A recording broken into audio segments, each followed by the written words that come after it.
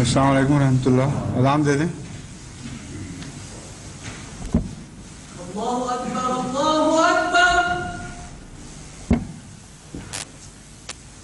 اللہ اکبر اللہ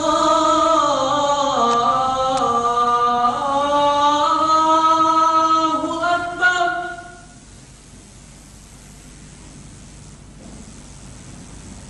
اشہد ان لا الہ الا اللہ.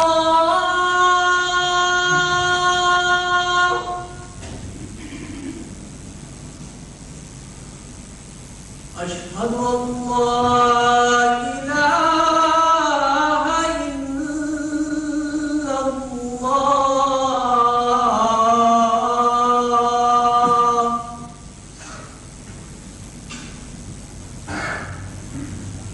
اشہد ان محمدا رسول اللہ.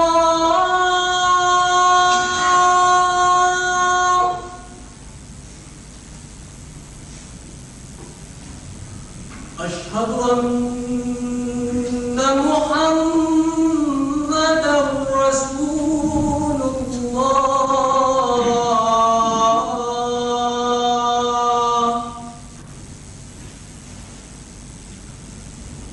حي على الصلاة.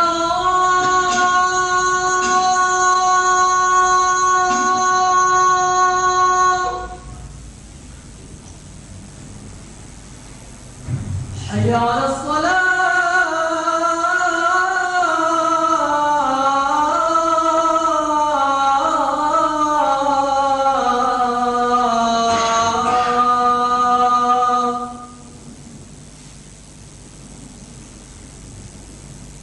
حي على الفلاح.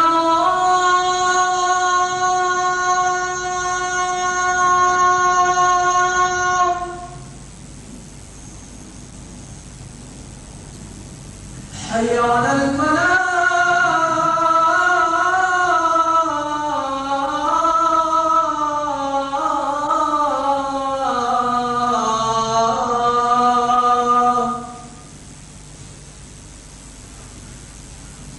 اللہ اکبر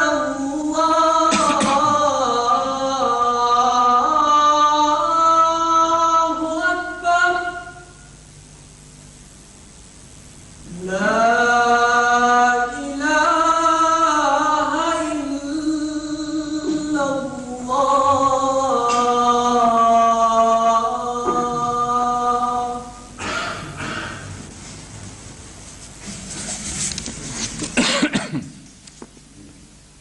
اشہد ان لا الہ الا اللہ وحدہ لا شریک لہ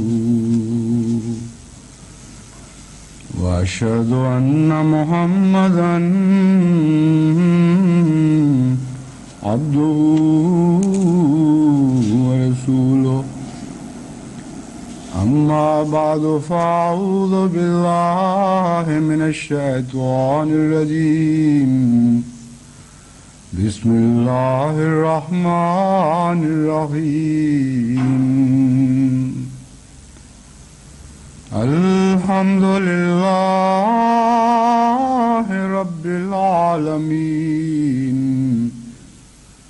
الرحمن الرحيم مالك يوم الدين.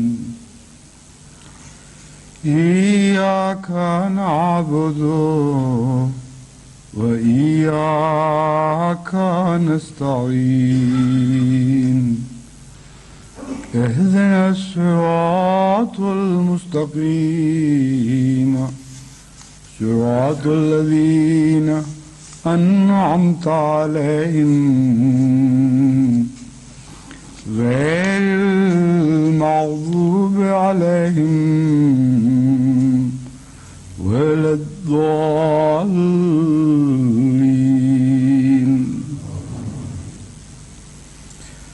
إنما المؤمنون إخوة فاصلحوا بين أخويكم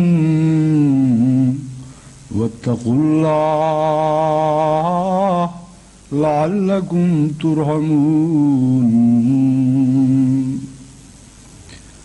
يا أيها الذين آمنوا لا يسخر قوم من قوم عسى أن يكونوا خيرا منهم ولا نساء من نساء عسى أن يكن خيرا منهن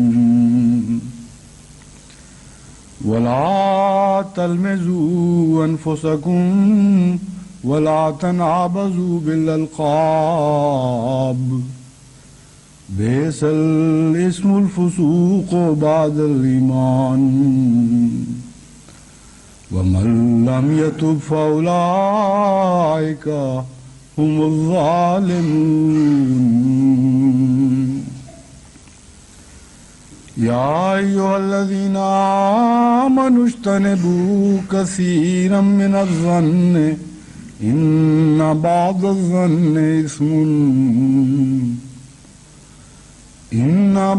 الظن إثم ولا تجسسوا ولا يغتب بعضكم بعضا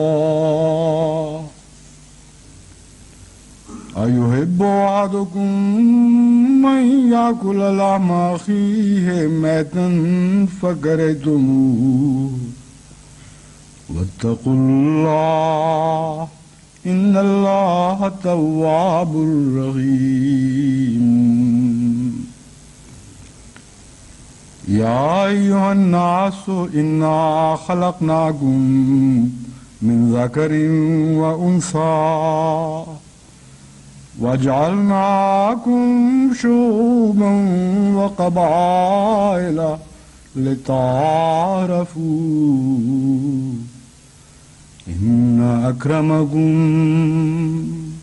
عند الله أتقاكم إن الله عليم خبير.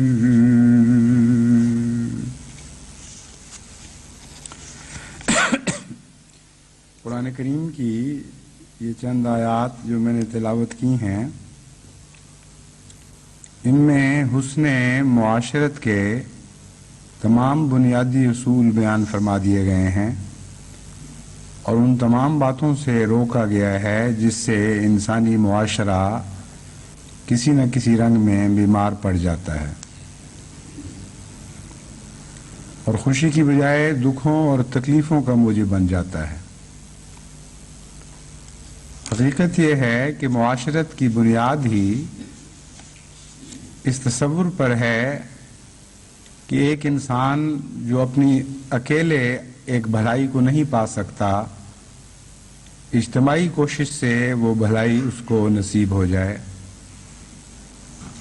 ورنہ فی الحقیقت تو انسان ایک خود غرض جانور ہے۔ اگر اکیلا رہ کر اس کا بس چل سکتا کہ سب خیر اس کو حاصل ہو جاتی تو وہ کسی دوسرے کی خاطر کسی تکلیف کو بھی برداشت نہ کرتا اور اپنے آرام میں کسی دوسری چیز کو مخل نہ ہونے دیتا۔ لیکن چونکہ خدا تعالیٰ نے ایک فرد کو دوسرے فرد پر انحصار کرنے والا بنایا ہے، اس لیے کہ خدا کے سوا کوئی نہیں جو کسی دوسرے کی احتیاج سے بالا ہو، اس لیے ایک انسان کو دوسرے انسان کی احتیاج رہتی ہے، لیکن اس احتیاج کی بنیاد خیر پر واقع ہوئی ہے۔ اس کا مقصود یہ ہے کہ خیر بڑھے، نہ یہ کہ تکلیف بڑھے۔ پس معاشرے میں جب بھی کوئی ایسا عمل جاری ہو یا کوئی ایسا فعل انسان سے سرزد ہو جس کے نتیجے میں دکھ پیدا ہوتا ہے تو یہ معاشرت کے اصول کے بالکل برعکس چیز ہے۔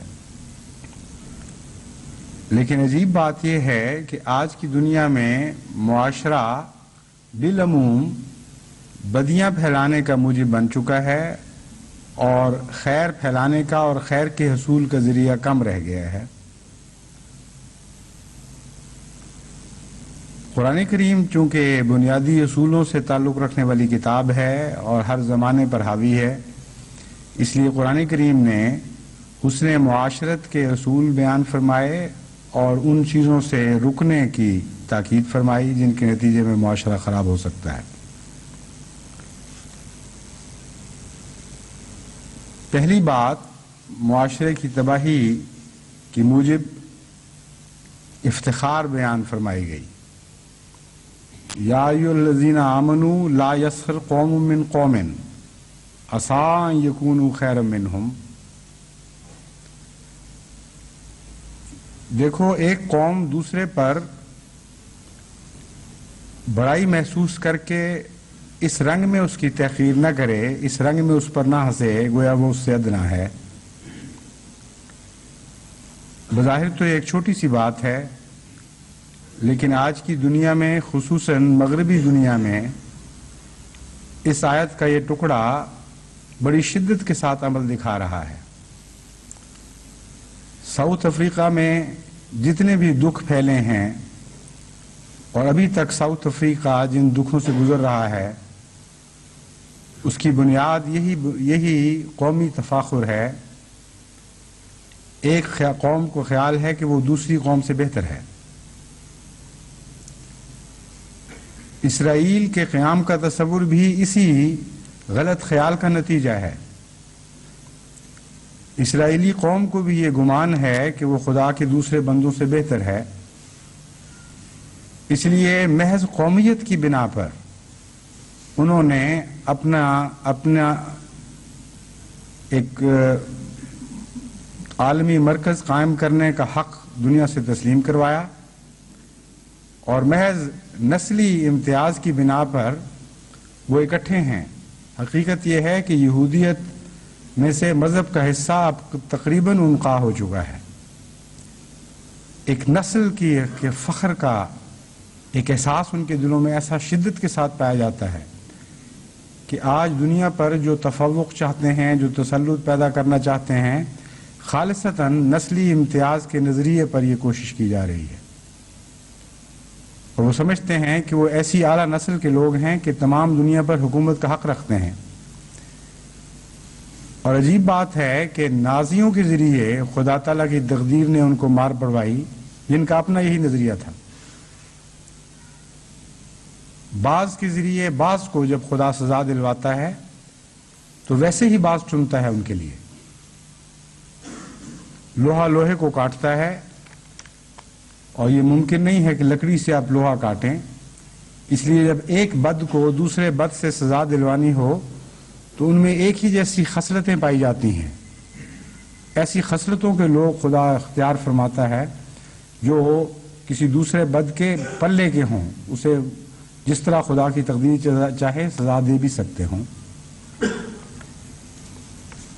اسی طرح مغربی ممالک میں جو نسلی امتیاز کے نتیجے میں آئے دن لڑائیاں ہوتی ہیں، قتل و غارت ہوتے ہیں، ہندوستان میں کیا ہو رہا ہے، مغربی جرمنی میں کیا ہو رہا ہے، دیگر ممالک میں کیا ہو رہا ہے، ان سب کی بنیاد یہی نسلی تفاخر کا تصور ہے۔ اشتراکی دنیا جو دو نیم ہو چکی ہے،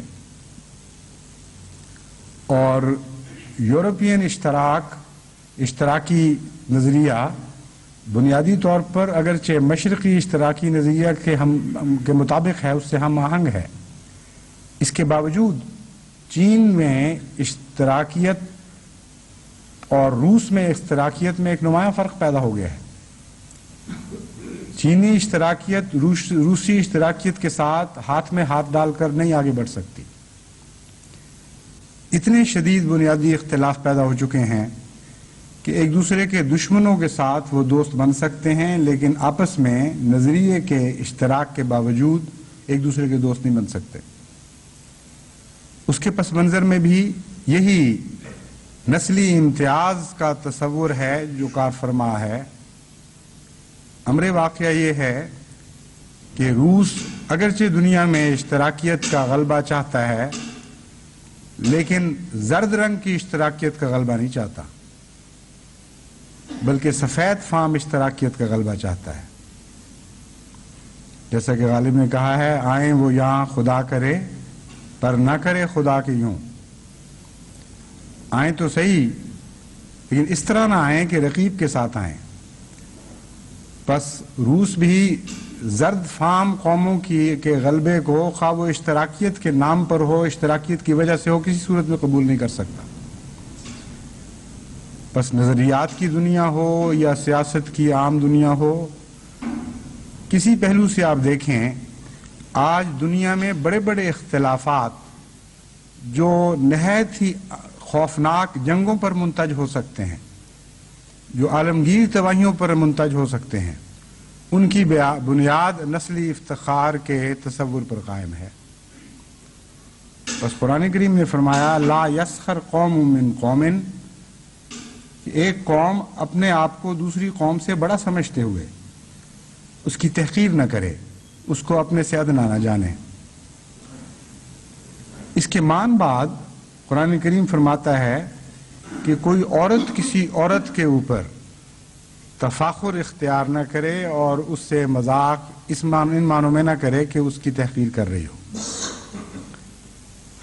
قوموں کے مقابل پر عورت کو بھی رکھ دینا بظاہر یہ ایک بے جوڑ بات دکھائی دیتی ہے، مگر امر واقعہ یہ ہے کہ قومی تفاخر کے بعد معاشرتی تفاخر، قومی تفاخر کا ذکر ہے عالمی حیثیت سے، اور معاشرتی تفاخر کے طور پر عورت کو پیش کیا گیا ہے ایک نمائندہ کے طور پر. کیونکہ معاشرے میں جتنی بھی برائیاں پھیلتی ہیں، ایک دوسرے پر بڑائی دکھاتے ہوئے وہ عورت کی طرف سے زیادہ تر رونما ہوتی ہیں، اور عورت کا مزاج اس بات کے قریب تر ہے کہ وہ دوسرے کے اوپر، دوسرے خاندانوں کے اوپر، دوسری عورتوں اور لڑکیوں کے اوپر اپنی بڑائی خاندانی طور پر ظاہر کرے اور اپنے آپ کو بہتر سمجھے.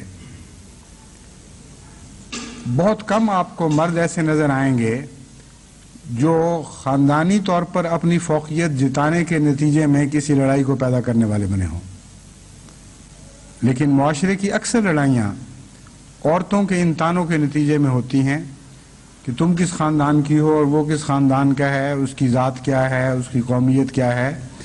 اور رشتے ڈھونڈتے وقت بھی یہ ساری باتیں چلتی ہیں، اور اگر رشتہ ہو جائے تو پھر بھی مسلسل یہ سلسلہ جاری رہتا ہے. تو جہاں برائی زیادہ شدت کے ساتھ پائی جاتی تھی، اسے نمایاں کرنے کی خاطر، مرض پر انگلی رکھ دینے کی خاطر، خدا تعالیٰ نے معاشرے کی برائی کا ذکر کرتے ہوئے عورت کو بطور مثال پیش فرمایا اور اسے تنبیہ کی کہ دوسری عورتوں کے اوپر فوقیت نہ دکھایا کرو.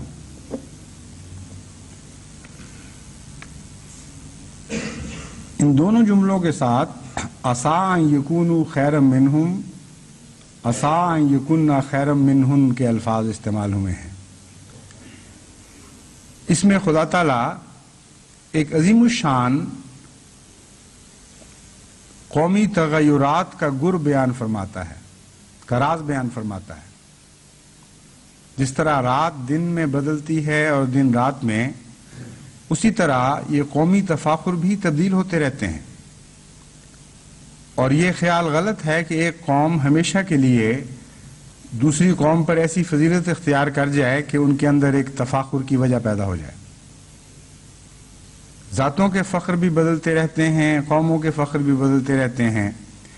ان کے بدلنے کی رفتار اتنی آہستہ ہے کہ عموماً انسان اپنی زندگی میں ان کو محسوس نہیں کر سکتا. لیکن امر واقعہ یہ ہے کہ اگر پیچھے مڑ کر دیکھے تو خود اپنے زمانے میں ہی ان تغیرات کو پیدا ہوتا ہوا محسوس کر سکتا ہے. آج سے 40 سال پہلے یا 50 سال پہلے ہندوستان میں ذات پات کی جس قدر تمیز پائی جاتی تھی، آج اس کا عشر عشیر بھی باقی نہیں رہا. انگلستان میں جو نوابی کے تصورات 100 سال پہلے پائے جاتے تھے، آج اس کا 100واں حصہ بھی باقی نہیں ہے. وہ قومیں، وہ لوگ، وہ پیشے جن کو بہت تحقیر سے دیکھا جاتا تھا، آج وہ معزز ترین پیشے بن گئے ہیں، معزز ترین قومیں بن گئی ہیں. بس قرآن کریم جب یہ فرماتا ہے عسیٰ یکونوا خیرا منہم، تو مراد یہ ہے کہ یہ قدریں کوئی باقی رہنے والے قدریں نہیں ہیں۔ اگر خدا تعالیٰ نے ایسا بنایا ہوتا کہ ایک نسل کو دوسری نسل پہ فوقیت دی ہوتی اور ایک قوم اور ذات کو دوسری قوم اور ذات پہ فوقیت دی ہوتی تو ان کے تبدیل ہونے کا سوال ہی پیدا نہیں ہوتا تھا۔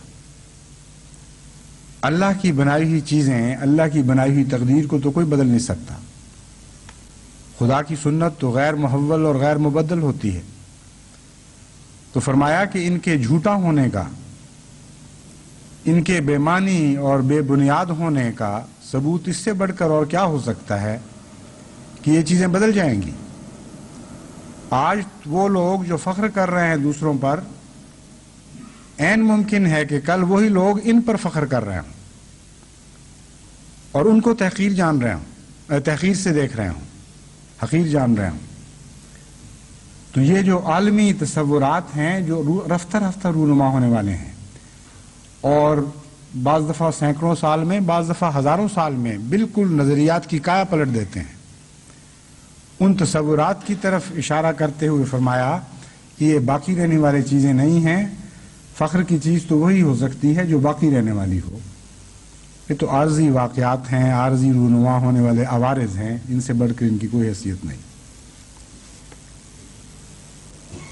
پھر قرآن کریم فرماتا ہے وَلَا تَلْمِزُوا أَنفُسَكُمْ وَلَا تَنَابَزُوا بِالْأَلْقَابِ، کہ ایک دوسرے پر الزام تراشی نہ کیا کرو، تانے نہ دیا کرو۔ لمزہ کا مطلب ہے تان کرنا، کسی کو کاٹنا، زبان سے چرکے پہنچانا، دکھ پہنچانے کی خاطر بات کرنا۔ لا تلمزو، تم ایک دوسرے کو دکھ پہنچانے والی باتیں نہ کیا کرو۔ ولا تنابزوا بالالقاب، اور نام اس خاطر نہ رکھا کرو کہ ناموں کے ذریعے کسی کی تحقیر ہو۔ اور یہ جو بیماریاں ہیں یہ بھی قوموں میں بھی پائی جاتی ہیں اور افراد میں بھی پائی جاتی ہیں، عالمی سطح پر بھی پائی جاتی ہیں اور معاشرتی سطح پر بھی پائی جاتی ہیں۔ بعض لوگ بعض قوموں کے نام رکھتے ہیں یہ بتانے کی خاطر کہ یہ ذلیل اور ادنا لوگ ہیں۔ چنانچہ نگر جب حبشی کو کہا جاتا ہے، سیاہ فام قوموں کو، تو نگر کا لقب ہی تکلیف دینے کی خاطر ہے۔ اور جب امریکہ یا کینیڈا میں پیکی کہتے ہیں کسی کو، یعنی پاکستانی، تو ایک بڑی شدید گالی سمجھی جاتی ہے۔ یعنی بدقسمتی سے پاکستانیوں کا وہاں کردار ایسا رہا ہے یا کوئی اور وجوہات پیدا ہوئی ہیں کہ اس کے نتیجے میں ایک سفید فام قوم نے ہماری قوم کا نام پیکی رکھ دیا ہے، اور یہ بھی تنابزوا بالالقاب کی ایک ذلیل مثال ہے۔ نتیجتاً سکھوں کو بھی پیکی کہتے ہیں، جو بےہودہ کام کر رہے ہوں، ہندو ہوں تب بھی ان کو پیکی کہیں گے، کسی اور قوم سے تعلق رکھتے ہوں۔ ایک برائی کی نشانی پیکی بن گئی ہے۔ گویا نعوذ باللہ پاکستانی ہر برائی کا مرجع اور منبع ہے، ہر برائی اسی سے پھوٹتی ہے اور اسی میں لوٹ کر آتی ہے۔ اور انفرادی طور پر غلط نام رکھنے، یہ تو عام رواج ہمارے ملک میں پایا جاتا ہے۔ اسکولوں میں تو یہاں تک رواج تھا کہ ہر استاد کا ایک نام رکھا ہوتا تھا، اور اصل نام سے بعض لوگ استادوں کو جانتے ہی نہیں تھے، اس برے نام سے جانتے تھے۔ اور یہاں تک کہ کئی سال گزرنے کے بعد ایک نسل بوڑھی ہو گئی، تب بھی استاد کا اصل نام تو یاد نہیں رہا، یہ لقب یاد رہ گیا کہ فلاں صاحب یہ تھے اور فلاں صاحب یہ تھے۔ تو یہ معاشرے کی برائیاں ہیں جن کے نتیجے میں ہر طرف کس گھولی جاتی ہے، زہر پھیلتا ہے، خاندانوں سے لڑتے ہیں، بیوی خامد سے لڑتی ہے، ساس بہو سے لڑتی ہے، اور سارے گھر کا امن برباد ہو جاتا ہے۔ پھر فرمایا یا ایھا الذین آمنوا اجتنبوا کثیرا من الظن ان بعض الظن اثم ولا تجسسوا ولا یغتب بعضکم بعضا، کہ اے وہ لوگو جو ایمان لائے ہو، بے وجہ خیال آرائیاں نہ کیا کرو. اجتنبوا کثیرا من الظن، تم وہموں میں مبتلا رہ کر ہی زندگی گزار دو گے. سوچتے رہتے ہو کہ فلاں نے یہ بات کیوں کی ہوگی، کس لیے کی ہوگی، کس بری نیت سے کی ہوگی، یا فلاں کا یہ فعل کیوں ہوا ہوگا، اور اس کے نتیجے میں اپنے ذہنوں میں ہی کہانیاں بنتے رہتے ہو اور ایک دوسرے کے خلاف نفرتیں پالتے رہتے ہو. چنانچہ معاشرے میں بہت سی برائیاں گھروں میں کثیر من الظن کے نتیجے میں پیدا ہوتی ہیں. یہ نہیں فرمایا کہ ظن بالکل نہ کرو، کیونکہ استنباط ایک ظن کا حصہ ہے. بعض مواقع پر بعض علامتیں ظاہر ہوں تو ظن کے بغیر چارہ نہیں، لیکن خدا تعالیٰ فرماتا ہے کہ ظنوں میں مبتلا نہ ہو جاؤ، اپنی زندگی کو ظنوں کے سپرد نہ کر دو، گویا کہ تم ظنوں کے ہو کر رہ گئے ہو. توہمات، بے بنیاد باتیں سوچنا. اور یہ نہیں فرمایا کہ ہر ظن گناہ ہے، فرمایا اِنَّ بَعْضَ الظَّنِّ اِثْمٌ. بہت زیادہ ظن کی عادت ڈالو گے تو بعض ظن ایسے ہوں گے، بعض گمان ایسے ہوں گے جو گناہ بھی ہو جائیں گے. اس لیے ہمارے محاورے میں حسن ظن اور سوء ظن دو محاورے پائے جاتے ہیں. تو جب فرمایا اجتنبوا کثیر من الظن، تو مراد یہ ہے کہ سوء ظن سے بچو، اور یہ کہنے کی بجائے کہ سوء ظن سے بچو، جب یہ فرمایا کہ ظن اکثر ظن نہ کیا کرو، تو مراد یہ ہے کہ عموماً ظن کی عادت اچھی نہیں ہے. ایک بہت ہی لطیف رنگ ہے یہ بات کو بیان کرنے کا. اور اگر آپ جدید رجحانات سائنس کے دیکھیں تو آپ کو معلوم ہوگا کہ بہت ہی گہری سچائی ہے اس طرز بیان میں. جو لوگ ظن پر مائل ہوتے ہیں وہ شواہد کی تلاش چھوڑ دیتے ہیں، اور جو لوگ شواہد کو فوقیت دیتے ہیں وہ ظن سے اکثر بچتے ہیں. مجبور ہو جائیں تو ظن کرتے ہیں، ورنہ وہ شواہد کے پیچھے چلتے ہیں، شواہد کی جستجو میں رہتے ہیں. تو یہ بنیادی اصول ہے جو قوموں کے لیے بہت ہی فائدہ مند ثابت ہو سکتا ہے اگر وہ اس کی کنہ کو پا جائیں. سائنس نے تمام ترقی اس بات پر کی ہے کہ شواہد کی تلاش کی ہے، اور اگر کوئی ظن پیدا بھی ہوا ہے تو اس کا نام وہ ہائپوتھیسز رکھتے ہیں، اور ظن پیدا ہونے کے بعد اس پر انحصار نہیں کرتے بلکہ شواہد کی جستجو شروع کر دیتے ہیں. اور جب شواہد کسی حد تک گواہ مل جائیں کہ ہاں اس ظن کے صحیح ہونے کا امکان موجود ہے، تو پھر اسے کہتے ہیں، اس کا نام تھیوری یا نظریہ ہے. اور پھر بھی شواہد کی تلاش نہیں چھوڑتے، یہاں تک کہ اور بڑھتے ہیں، یہاں اور وسیع نظر کرتے ہیں، ماضی کے شواہد بھی دیکھتے ہیں، حال کے شواہد بھی دیکھتے ہیں، مستقبل میں جو رخ اختیار کر سکتے ہیں تجارب، ان پر بھی نظر ڈالتے ہیں. اور جب دیکھتے ہیں کہ ہر لحاظ سے، ہر پہلو سے وہ نظریہ درست تھا اور اس کے بدلنے کا کوئی امکان نہیں، تو اس کا نام لا رکھ دیا جاتا ہے. یہ سائنس کا قانون ہے. اگر اس کے برعکس ظن پر راضی رہنے والی قومیں ہوتی ہیں، جیسا کہ مشرق میں بدقسمتی سے یہ بیماری پائی جاتی ہے، تو اپنے ظن کے مطابق وہ شواہد کو موڑنے کی کوشش کرتے. اور جس طرح روحانی دنیا میں گناہ ہوتے ہیں، مادی دنیا میں بھی گناہ ہوتے ہیں. مادی دنیا میں بھی بعض ظن سو بن جاتے ہیں.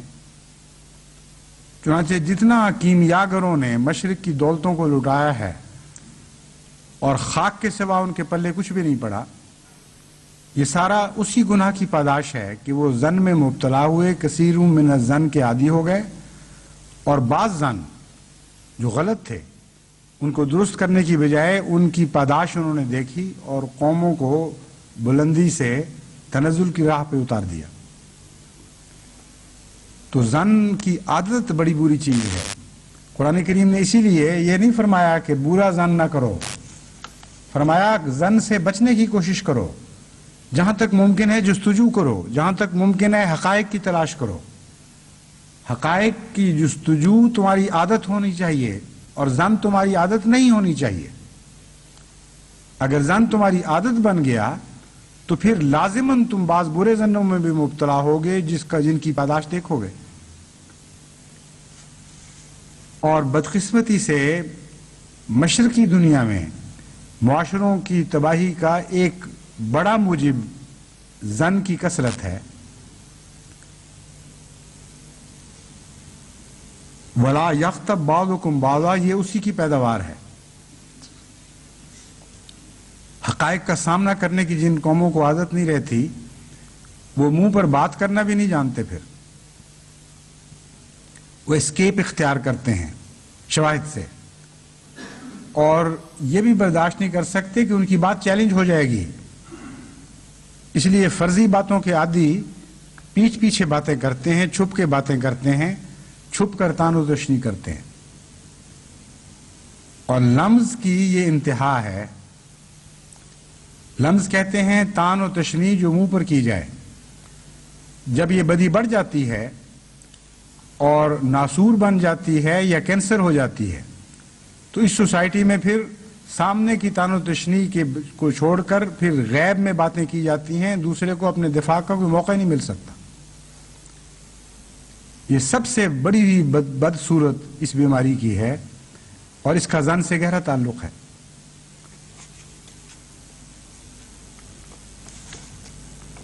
فرماتا ہے آیحب احدکم ان یاکل لحم اخیہ میتا فکرہتموہ۔ اس کے متعلق میں گزشتہ خطبے میں تفصیلی گفتگو کر چکا ہوں۔ عجیب مثال دی ہے قرآن کریم نے، یاکل لحم اخیہ میتا فکرہتموہ۔ کیا تم اپنے لیے یہ بات پسند کر لو گے کہ اپنے مردہ بھائی کا گوشت کھا رہے ہو؟ چونکہ اس مضمون کا عنوان یہ باندھا گیا تھا انما المومنون اخوۃ فاصلحوا بین اخویکم، دیکھو مومن بھائی بھائی ہیں، اس لیے بھائیوں کے درمیان اصلاح کی کارروائی کرو، ہر ایسی بات کرو جس سے بھائی ایک دوسرے پر راضی رہیں۔ اس لیے یہاں بھائی سے مراد سگا بھائی نہیں ہے،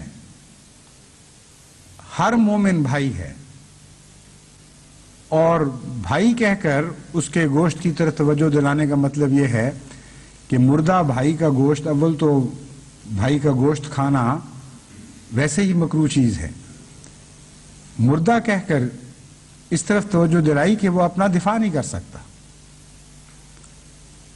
جو مرضی اس سے کرو، اس کو کچھ پتہ نہیں۔ چنانچہ اس کراہت کو نمایاں کر کے دکھا دیا، ورنہ خالی یہ کہہ دیا جاتا کہ تم اپنے بھائی کا گوشت کھانا پسند کرتے ہو۔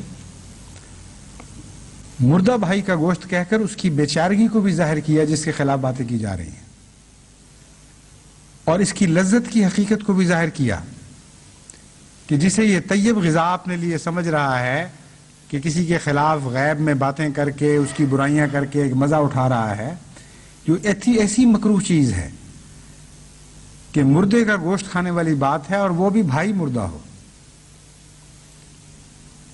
ایسی فصاحت و بلاغت کا مرقع ہے یہ کلام کہ ایک بات کو جب بیان فرماتا ہے تو انتہا تک پہنچا دیتا ہے، اور کتنے چھوٹے سے جملے میں اس برائی کی کتنی تفصیل کے ساتھ مذمت فرما دی گئی۔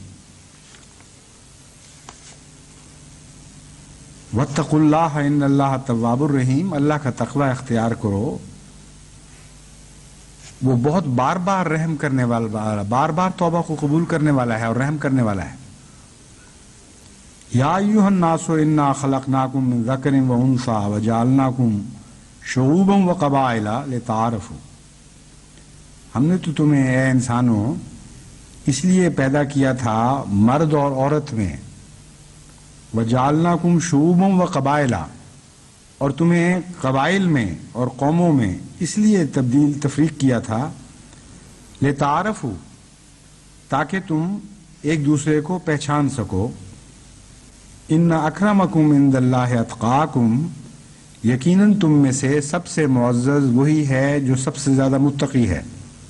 إِنَّ اللَّهَ عَلِيمٌ خبیر، اللہ بہت جاننے والا اور بہت خبر رکھنے والا ہے۔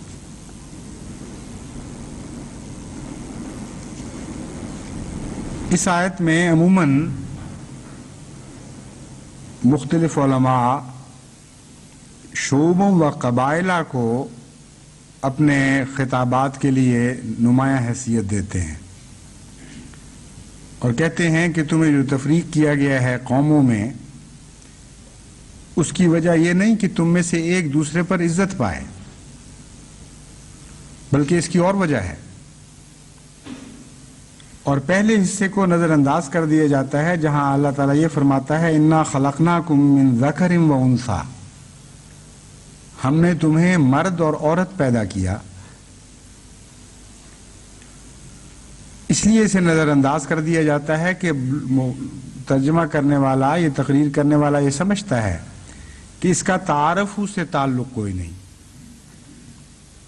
یہ گویا کہ ضمناً یوں ہی ذکر چل پڑا ہے، اس کا اس مضمون سے تعلق کوئی نہیں۔ مرد اور عورت کو اس لیے تو نہیں پیدا کیا کہ تاکہ ایک دوسرے کو پہچان سکو،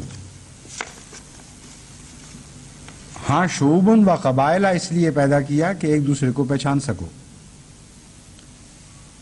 امر واقعہ یہ ہے کہ مضمون قرآن کریم کا یہ انداز ہے کہ بعض مضامین جو واضح ہوتے ہیں ان کا ذکر چھوڑ دیتا ہے، اور ایک مضمون کے تسلسل میں ایک بات نتیجہ نکالے بغیر بیان فرما دیا کرتا ہے،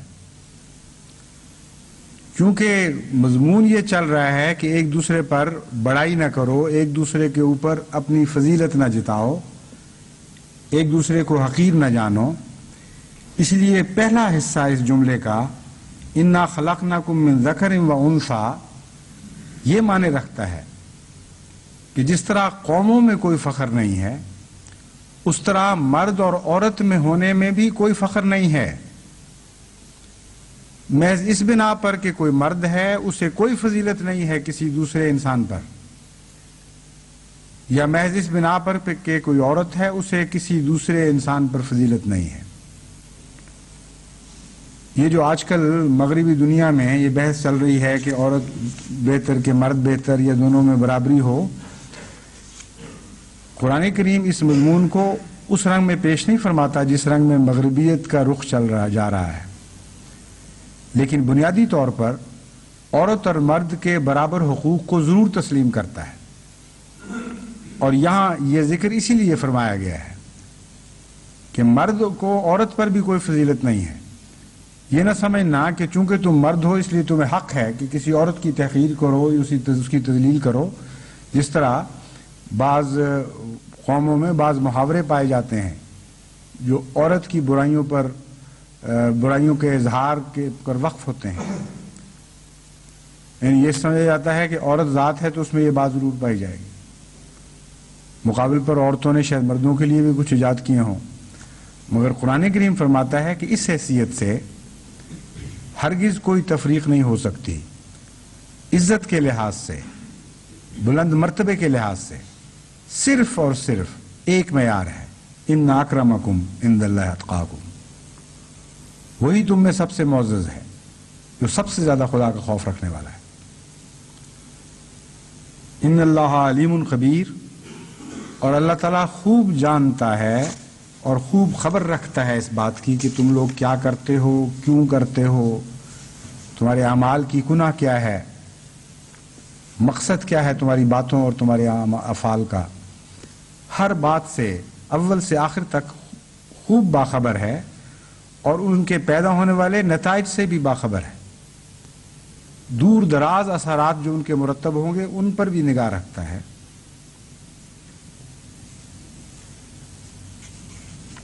حضرت صلی اللہ علیہ وآلہ وسلم چونکہ صفات باری کے مظہر اتم تھے، ان معنوں میں کہ انسان کو جتنی بھی استطاعت ہے خدا کی صفات میں رنگین ہونے کی، اس کو حضرت صلی اللہ علیہ وآلہ وسلم نے درجہ کمال تک پہنچا دیا، اور درجہ کمال تک پہنچانے کا مطلب یہ ہے کہ آپ صفات حسنہ میں سب سے آگے بڑھ گئے، اور قرآن کریم نے بھی اسی مضمون کو حضرت صلی اللہ علیہ وآلہ وسلم کے حق میں باندھا، اور حضرت رسول اکرم صلی اللہ علیہ وآلہ وسلم نے بھی اس مضمون کو اپنے الفاظ میں بیان فرمایا۔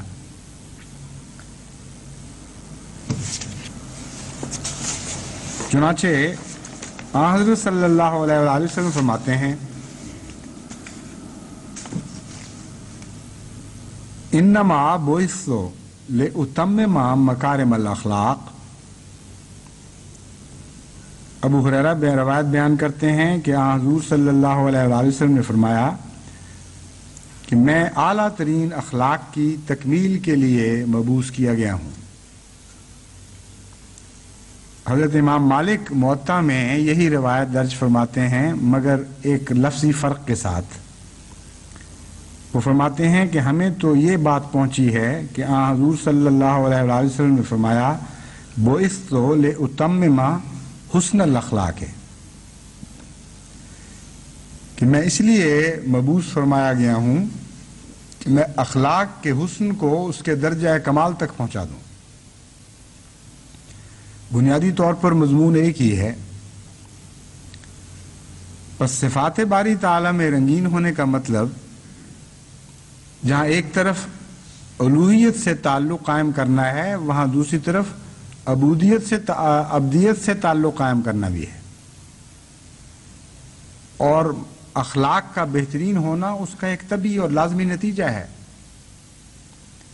یہ ہو ہی نہیں سکتا کہ کوئی انسان با خدا تو بن رہا ہو، خدا کی صفات میں تو رنگین ہو رہا ہو، لیکن دنیا کے لحاظ سے نہایت بدخو ہو اور انسانوں کے لیے اس کا گوشہ نرم نہ ہو۔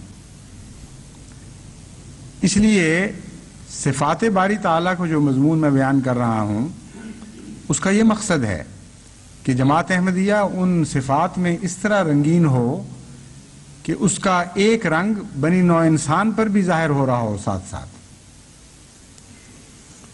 یہ ممکن ہی نہیں ہے کہ اندرونی طور پر انسان میں کوئی پاک تبدیلی ایسی پیدا ہو کہ خدا تعالیٰ سے اس کا تعلق بڑھ رہا ہو، اور اس کے باوجود بنی نوع انسان سے اس کا تعلق کم ہو رہا ہو۔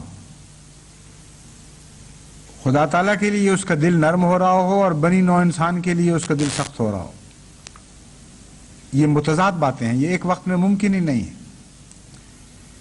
اس لیے صفات باری تعالیٰ کے سب سے کامل، سب سے حسین مظہر حضرت اقدس محمد مصطفیٰ صلی اللہ علیہ وآلہ وسلم کو دیکھیں تو یہ عقدہ حل ہو جائے گا۔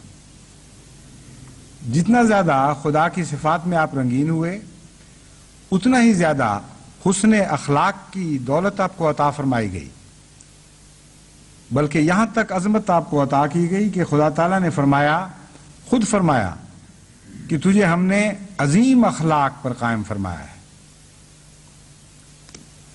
عظیم سے بڑھ کر حضرت اقدس محمد مصطفیٰ صلی اللہ علیہ وآلہ وسلم کے اخلاق کے لیے کوئی اور لفظ استعمال نہیں ہو سکتا۔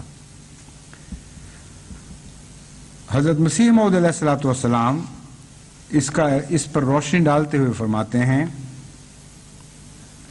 اللہ جل شانہ ہمارے نبی صلی اللہ علیہ وسلم کو مخاطب کر کے فرماتا ہے، انک لعلی خلق عظیم، یعنی تو ایک بزرگ خلق پر قائم ہے۔ سو اسی تشریح کے مطابق اس کے معنی ہیں، یعنی یہ کہ تمام قسم اخلاق کی سخاوت، شجاعت، عدل، رحم، احسان، صدق، حوصلہ وغیرہ تجھ میں جمع ہیں۔ غرض جس قدر انسان کے دل میں قوتیں پائی جاتی ہیں، جیسا کہ ادب، حیا، دیانت، مروت، غیرت، استقامت، عفت،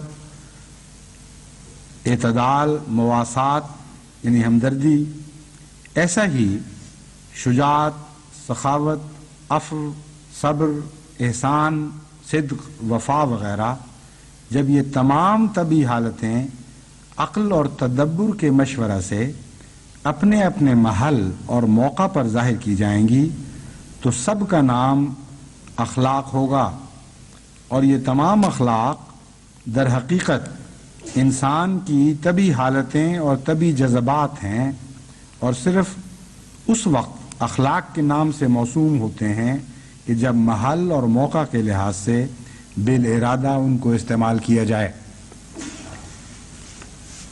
پس آن حضرت صلی اللہ علیہ وآلہ وسلم کے متعلق قرآن کریم نے جب فرمایا انک لعلی خلق عظیم، تو ان تمام صفات حسنہ کا ذکر فرما دیا جو انسان میں جمع ہو سکتی ہیں، جس کے چند نمونے حضرت مسیح موعود علیہ السلام نے پیش فرمائے۔ اور جیسا کہ حضرت مسیح موعود علیہ السلام نے تفسیر فرمائی، محض ان اخلاق کا، ان صفات حسنہ کا آن حضرت صلی اللہ علیہ وآلہ وسلم کو مجمع قرار نہیں دیا، بلکہ یہ فرمایا کہ یہ اخلاق اپنے اپنے محل پر حضرت رسول کریم صلی اللہ علیہ وسلم کو عطا کیے گئے۔ ایک بزرگ خلق پر قائم ہے، یہ ایک ایسا عظیم الشان ترجمہ ہے کہ اس ترجمے کو دیکھ کر حیرت ہوتی ہے کہ کس طرح اللہ تعالیٰ حضرت مسیح موعود علیہ السلام کو سلطان القلم بنا رہا تھا، یا کس طرح آپ کو سلطان القلم اس نے بنایا تھا۔ اب ترجمے اٹھا کر دیکھ لیں، جہاں جہاں بھی خلق عظیم کا ترجمہ آئے گا وہاں لفظ بزرگ کی طرف کسی کا خیال نہیں جائے گا، مگر امر واقعہ یہ ہے کہ اس سے بہتر اس محل اور موقع پر خلق عظیم کا ترجمہ ممکن نہیں ہے۔ تجھے بزرگ خلق پر قائم کیا گیا ہے۔ بڑی عظمت ہے اس لفظ بزرگ میں، بڑی گہرائی ہے، اور عظیم کا اس سے بہتر اور ترجمہ ممکن نہیں۔ بس آن حضرت صلی اللہ علیہ وآلہ وسلم کو بزرگ خلق پر قائم فرمانے کا مطلب یہ ہے کہ ہر خلق جو اپنی انتہا کو پہنچا ہے، جو بلند مرتبے تک پہنچ چکا ہے، اس خلق پر آن حضرت صلی اللہ علیہ وآلہ وسلم کو قائم فرمایا گیا، اور خود حضور کے اپنے الفاظ انما بعثت لاتمم مکارم الاخلاق اسی بات کے مظہر ہے کہ مجھے مبعوث فرمایا گیا کہ میں مکارم اخلاق کا اتمام کروں، ان کو انتہا تک پہنچاؤں۔ مکارم اخلاق سے کیا مراد ہے؟ مکارم اخلاق سے مراد ہے وہ خلق جو عزت کے اعلیٰ ترین منصب پر فائز ہوں، معزز ترین اخلاق، بزرگ ترین اخلاق، یہ مکارم الاخلاق کا ترجمہ ہے۔ فرمایا مجھے اس بات پر مبعوث کیا گیا ہے کہ وہ اخلاق جو بزرگ ترین مقام تک دنیا کے لحاظ سے پہنچ چکے تھے اور آج تک کوئی دوسرا اس سے آگے ان کو نہیں بڑھا سکا تھا، میں انہیں بھی کامل کر کے دکھا دوں، انہیں نئی بلندیوں تک پہنچا کے دکھاؤں، اور بتاؤں کہ کچھ حصہ باقی رہ گیا تھا جو میرا منتظر تھا،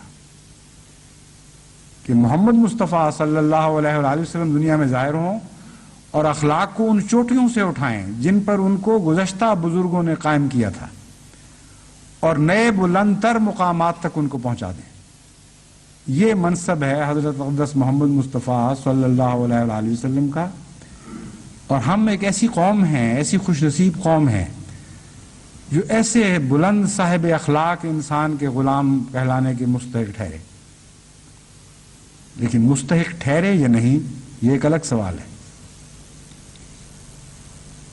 مستحق ٹھہرنا چاہیے جن کو، کیونکہ آن حضرت صلی اللہ علیہ وآلہ وسلم کی پیروی کا دعویٰ کرنے کے بعد آج مسلمان جو اخلاق میں دنیا میں سب سے ذلیل ترین قوموں میں شمار ہونے لگا ہے، یہ اتنا بڑا تضاد ہے، اتنا بڑا ظلم ہے کہ اس ظلم کا اگر آپ تصور کریں تو آپ کا رواں رواں خدا کے خوف سے کانپنے لگے۔ ایک معمولی ماں باپ کے بیٹے سے جب کوئی غلطی سرزد ہو جاتی ہے تو لوگ اسے تانا دیتے ہیں کہ دیکھتے نہیں تم کس باپ کے بیٹے ہو، اور اس تانے پر بعض لوگ کٹ مرتے ہیں۔ اس باپ کی حیثیت کیا ہے محمد مصطفیٰ صلی اللہ علیہ وآلہ وسلم کے بزرگ اخلاق کے مقابل پر اور عظمتوں کے مقابل پر؟ یہ تانا آج اسلام کو مل رہا ہے، یہ ظلم کیا جا رہا ہے آج اسلام پر کہ مسلمانوں کو نمایاں کر کے، مسلمانوں کو مخاطب کر کے کہا جاتا ہے کہ تم وہ مسلمان ہو جو کہتے ہو کہ تمام دنیا میں بلند ترین اخلاق پر فائز کیے گئے تھے، تم وہ مسلمان ہو جو یہ دعویٰ کرتے ہو کہ تمہارے آقا و مولا تمام دنیا میں سب صاحب خلق لوگوں پر سے افضل اور سب پر سبقت لے جانے والے تھے. اپنا منہ دیکھو، اپنے اعمال دیکھو، اپنی حرکتیں دیکھو، اور پھر سوچو کہ اپنے آقا کی کیا تصویر تم دنیا کے سامنے پیش کر رہے ہو. اتنا خوفناک تانا ہے، اتنا دل ہلا دینے والا تانا ہے کہ اس کے باوجود اگر کوئی غیرت نہ دکھائے یا اس کے اندر ایک حیرت انگیز تبدیلی پیدا نہ ہو، بیدار ہو کر اگر کوئی غور سے دیکھے نہ کہ میں کون ہوں اور کیا ہوں اور مجھ سے کیا توقعات کی جا رہی تھیں، تو ایسا آدمی تو معلوم ہوتا ہے یا وہ غفلت کی نیند میں سویا پڑا ہے، اٹھ ہی نہیں سکتا، اور یا پھر وہ مردہ ہو چکا ہے. جماعت احمدیہ کا یہ کام ہے کہ وہ اس کھوئی ہوئی عظمت کو دوبارہ حاصل کرے. جماعت احمدیہ آج اس مقام پر فائز کی گئی ہے، اس غرض سے قائم کی گئی ہے کہ ان کھوئی ہوئی عظمتوں کو حاصل کرے جو محمد مصطفیٰ کے غلاموں کو زیباں ہیں، جن کے بغیر عمل کی دنیا میں ہم حضرت محمد مصطفیٰ صلی اللہ علیہ وآلہ وسلم کی عظمت کو ثابت ہی نہیں کر سکتے. کروڑ ہا سیرت کی آپ کتابیں لکھ دیں، ارب ہا میلاد منائیں، ہر دن کو ایک میلاد شریف میں تبدیل کر دیں اور ہر رات کو سیرت کے نغمے گاتے ہوئے گزار دیں، مگر حقیقت میں حضرت محمد مصطفیٰ صلی اللہ علیہ وآلہ وسلم کی عظمت اخلاق کا دنیا کو قائل نہیں کر سکتے جب تک آپ صاحب خلق نہ بن کے دکھائیں. اور پھر یہ فخر کے طور پر پیش نہ کریں کہ یہ سب کچھ ہم نے آقا سے پایا ہے، تیرے بڑھنے سے قدم آگے بڑھایا ہم نے. یہ گیت تو تب زیب دیتا ہے اگر آپ کے قدم آگے بڑھتے ہوئے نظر آ رہے ہوں. لیکن بدقسمتی کی انتہا ہے، ایک عجیب دردناک المیہ ہے کہ اس آقا کے غلام ہو کر جسے مکارم اخلاق کو آگے بڑھانے کے لیے قائم کیا گیا تھا، بلند ترین چوٹیاں جو اخلاق کی آپ سے پہلے تمام بنی نوع انسان نے قائم کی تھی، محمد مصطفیٰ صلی اللہ علیہ وسلم فرماتے ہیں کہ مجھے اس لیے مبعوث کیا گیا کہ ہر اخلاق کی ہر خلق کی چوٹی سے اس خلق کو اٹھاؤں اور بلند تر مقام پر کھڑا کر کے دکھا دوں کہ یہ ہے اصل مقام. ان کے غلام ہو کر، ان کی طرف منسوب ہو کر آج امت مسلمہ کے اخلاق کا یہ عالم ہو کہ ہر دنیا کی ایرا غیرہ اور عام دنیا کی لامذہب قومیں بھی ان کے اوپر تمسخر کریں اور تشنیع کریں اور کہیں کہ ہاں یہ اخلاق ہیں. دہریہ بھی ہنس رہے ہیں، آج بگڑے ہوئے مذاہب والے بھی ہنس رہے ہیں اور مشرک بھی ہنس رہے ہیں، فلسفی دان بھی ہنس رہا ہے اور دنیاوی سویلائزیشن اور تہذیب و تمدن کے علمبردار بھی ہنس رہے ہیں. کیا جماعت احمدیہ نے اس میدان میں آگے قدم بڑھایا ہے یا نہیں، یہ وہ سوال ہے. میں یہ سمجھتا ہوں کہ اتنے گوشے ابھی خلا کے باقی ہیں، اخلاق کی طرف توجہ دینے کا اتنا بڑا کام ابھی باقی ہے کہ اگر ہم نے اس کی طرف توجہ نہیں دی تو ہم دنیا کے معلم قرار نہیں دیے جا سکیں گے. اگر اس کے باوجود ہمیں دنیا کا مربی بنا دیا گیا تو یہ دنیا پر احسان نہیں ہوگا. اس لیے جو فتح کے دن قریب آ رہے ہیں، ان گوشوں پر میری نظر پڑتی ہے اور میں خدا کے سامنے ہول سے کانپنے لگتا ہوں کہ اے خدا، محض تیرا فضل ہے جو ان حالات کو تبدیل فرما دے اور ہمیں وہ عظمتیں عطا فرمائے جن عظمتوں کی خاطر تو نے ہمیں پیدا کیا ہے. ورنہ ہر قدم پر کمزوریاں ہیں، ہر قدم پر رخنے ہیں. ایک خلا تو نہیں، ہر سمت میں کئی خلا ہیں. جب ہم غیروں کے مقابل پر اپنے آپ کو دیکھتے ہیں تو یقیناً ایک عظمت کا احساس پیدا ہوتا ہے.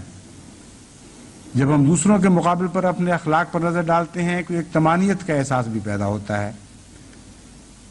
لیکن میں آج جو بات کہہ رہا ہوں وہ یہ نہیں کہ نعوذ باللہ من ذالک جماعت احمدیہ دوسری قوموں کے مقابل پر، دوسرے مذاہب اور فرقوں کے مقابل پر آج کم اخلاق رکھنے والی ہے. میری نظر تو محمد مصطفیٰ صلی اللہ علیہ وآلہ وسلم کے خلق عظیم پر ہے. میں اس لیے یہ موازنہ کرنا چاہتا ہوں تاکہ آپ ادنا پر راضی ہو کر نہ بیٹھ جائیں. اپنے سے نیچے کے اخلاق کے ساتھ آپ نے موازنہ کیا تو آپ ترقی نہیں کر سکیں گے، کیونکہ آپ سمجھیں گے کہ آپ کو سب پر فوقیت حاصل ہوگی۔ اگر دیکھنا ہے ترقی کی نظر سے، آگے بڑھنے کی خاطر، تو ہمیشہ محمد مصطفیٰ صلی اللہ علیہ وآلہ وسلم کے اخلاق پر اپنی نظریں مرکوز رکھیں، پھر دیکھیں گے آپ کہ آپ کو کتنا محرومی کا احساس بڑھے گا، کیا کچھ پانے کی نئی تمنائیں آپ کے دل میں پیدا ہوں گی، ہر وقت ایک لگن لگی رہے گی کہ ہمیں یہ بھی بننا تھا اور وہ بھی بننا تھا اور یہ وہ بھی بننا تھا اور وہ بھی بننا تھا، ابھی تو ہم کچھ بھی حاصل نہیں کر سکے۔ بس یہ وہ نظریہ ہے جس کی خاطر مجھے چند باتیں آپ کے سامنے پیش کرنا ہوں گی۔ آج چونکہ خطبے کا وقت زیادہ ہو رہا ہے، اس لیے میں اس مضمون کے دوسرے حصے کو آئندہ جمعے تک اٹھا رکھتا ہوں۔ بہت سی ایسی معاشرتی خرابیاں جماعت میں پیدا ہو چکی ہیں جس نے جماعت کی آئلی زندگی کو بھی تباہ کر دیا ہے اور آئندہ نسلوں پر بہت برے رنگ میں اثر انداز ہو سکتی ہیں۔ 20 خط مجھے روزانہ ملتے ہیں ایسی باتوں کے جن کو پڑھ کر شدید تکلیف پہنچتی ہے کہ احمدی گھروں میں خاوند ایسے ہیں اور بیویاں ایسی ہیں اور بہویں ایسی ہیں اور سانسیں ایسی ہیں، نندے ایسی ہیں اور ندوئی ایسے ہیں۔ گھروں میں وہ فیکٹریاں ہیں در حقیقت جہاں سے گلیاں سنورتی بھی ہیں اور بگڑتی بھی ہیں۔ گلیوں میں جو جرم پلتے ہیں وہ بھی دراصل گھروں سے نکل کر گلیوں میں جمع ہوا کرتے ہیں۔ گلیوں میں جو نیکی کے کام جاری ہوتے ہیں وہ بھی پہلے گھروں میں بنتے ہیں، پھر گلیوں میں ظاہر ہوا کرتے ہیں۔ اس لیے اگر آپ نے معاشرے کو درست کرنا ہے، سب سے چھوٹے یونٹ یعنی گھر پر نظر کرنی ہوگی۔ گھر کو جنت میں تبدیل کیے بغیر آپ نہ اپنے شہر کو جنت میں تبدیل کر سکتے ہیں، نہ عالم کو جنت میں تبدیل کرنے کا دعویٰ کر سکتے ہیں۔ اس لیے انشاءاللہ حسب توفیق آئندہ خطبے میں چند خصوصیت کے ساتھ چند معاشرتی بیماریوں کا ذکر کر کے میں آپ کو سمجھانے کی کوشش کروں گا کہ جلد تر ان بیماریوں سے اجتناب کریں اور استغفار کریں اور اپنے معاشرے کو حسین بنانے کی کوشش کریں۔ دنیا تو آپ کو جہنم میں مبتلا کرنے کے لیے ہر کوشش کر رہی ہے، کم سے کم آپ خود اپنے لیے تو جنت پیدا کریں، خود تو ایسے معاشرے میں بسیں جس کا نام قرآن کی روح سے جنت ہے اور جس کا شجر طیبہ ہے، جس کو حسین پھل لگتے ہیں۔ اللہ تعالی ہمیں اس کی توفیق عطا فرمائے۔